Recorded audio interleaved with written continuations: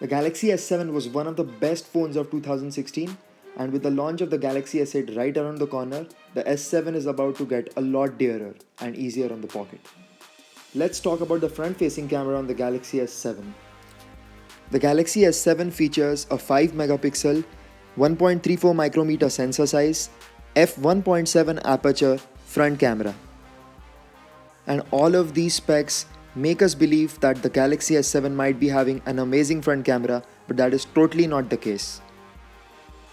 Let's start by talking about the user interface of the Galaxy S7 camera. Double tapping the home button launches the camera. The new Nougat interface is pretty much operational by swipes and gestures.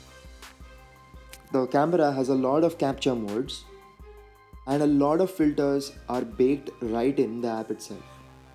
Surprisingly, there is no exposure control toggle for the front camera.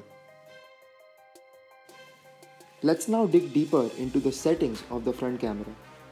The front camera captures a 4:3 ratio photo in 5 megapixels and a 16:9 photo in 3.8 megapixels. The front camera can capture full HD 1080p video footage. Settings like the timer have been moved inside post the Nougat update. There are a lot of ways to take pictures, and saying cheese or smile is one of them. The smart methods of capturing like saying cheese work most of the times, but at times they may not work.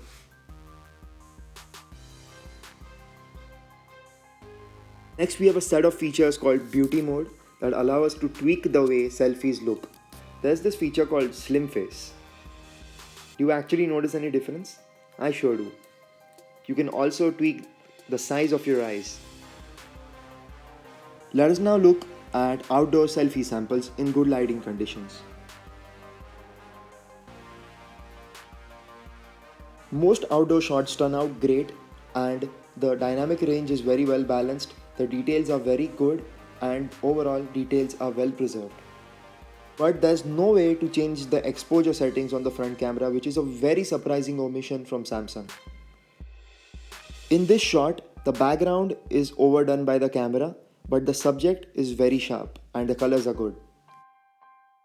In excellent outdoor lighting, the front camera preserves a lot of detail. As we move into the evening, the Samsung Galaxy S7 starts sharpening the photos. However, one thing that strikes me is that the Galaxy S7 does not sharpen the photos in outdoor conditions all the time. This picture here is very clear and it is a solid picture with details and even the background colors very well preserved. In this picture, the Galaxy S7 does a good job once again.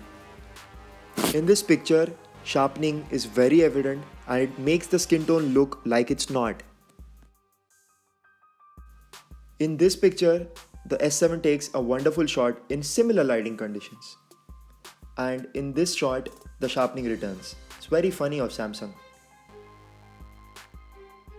The Galaxy S7 does not have a front camera flash and it uses the screen flash technology. This is a sample. If you avoid using the screen flash in low lighting conditions and outdoors at night, then there is a yellowish tint to the image. Let's now move indoors and see how well the Galaxy S7 performs. In good indoor lighting, the photos appear sharp, but there is a lot of software sharpening by Samsung. When is that gonna stop? Surprisingly, the camera captured a lot of detail in this shot. However, in this next shot, the camera does not do a good job of exposing the background correctly, and the details are lost. In this indoor shot, there is visible sharpening of the photos and the skin tones are bleached. This shot came out great in indoor artificial lighting conditions and I'm really happy with this shot. Turning on the screen flash can increase the amount of details in the picture. Have a look at this sample.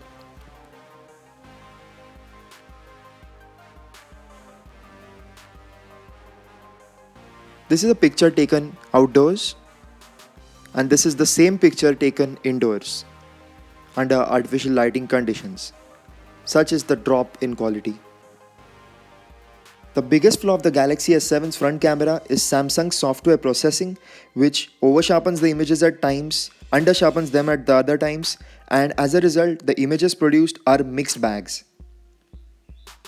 Have a look at this selfie which was taken with the front camera, and now I show you a picture taken with the rear camera, and the change is evident.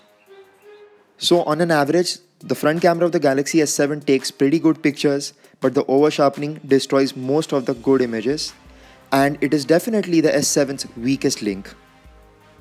Anyways guys, thank you so much for watching. Stay tuned for the full review of the Galaxy S7.